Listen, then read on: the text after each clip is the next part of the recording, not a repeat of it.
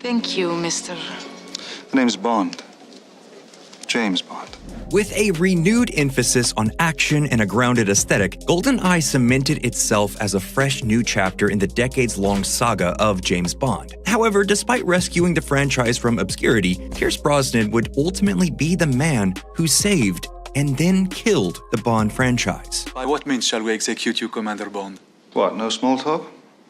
No chit-chat? Since its inception in 1962 with the release of Dr. No, the Bond franchise has gone through numerous ups and downs. However, none of the fallow periods in Bond's history have been quite as risky as the change over from the Timothy Dalton era to the Pierce Brosnan era. You have to remember that during the Connery and Lazenby eras of Bond, he was a hard-nosed spy. However, after 7 Roger Moore films, the character needed a little bit of a refresh. Simply put, Bond had just become too silly. I've never done that before. Neither have I, actually.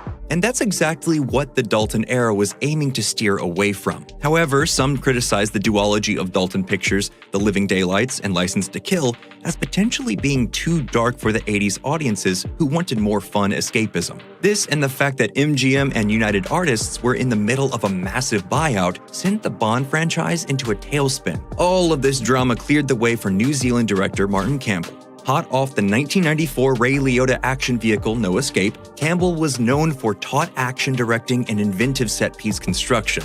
He was brought in with the explicit purpose of retooling Bond for the 90s. There needed to be a clean break from all the messiness that had happened, a bold path forward. And his first executive decision? A new Bond was needed. Despite Dalton being great in his 2 outings, Campbell wanted a fresh face, someone new the audience would connect with as a new starting point for the franchise. This decision would be key in reigniting the faltering Bond enterprise. And there was only one man for the job, Irish actor Pierce Brosnan. Beg your pardon? Forgot to knock.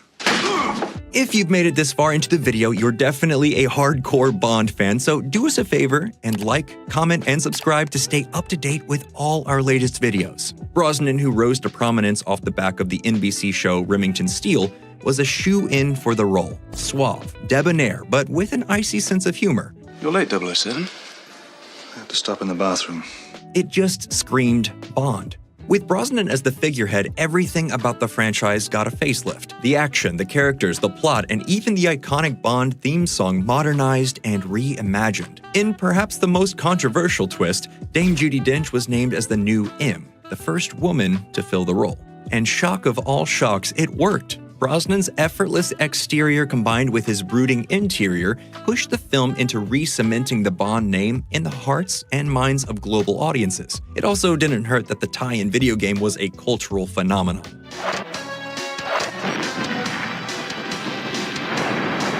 The story of GoldenEye, the first film in the franchise not named after one of Fleming's books or short stories, focuses on a mysterious figure from Bond's past, 006, played by Sean Bean, returning from the dead and seeking revenge. This simple plot was used to string enticing action set pieces, quirky side characters, and arguably one of the most iconic Bond villain deaths together to propel the film into nothing short of iconic. Brosnan was instantly the Bond of a generation. And then he was asked to do it again.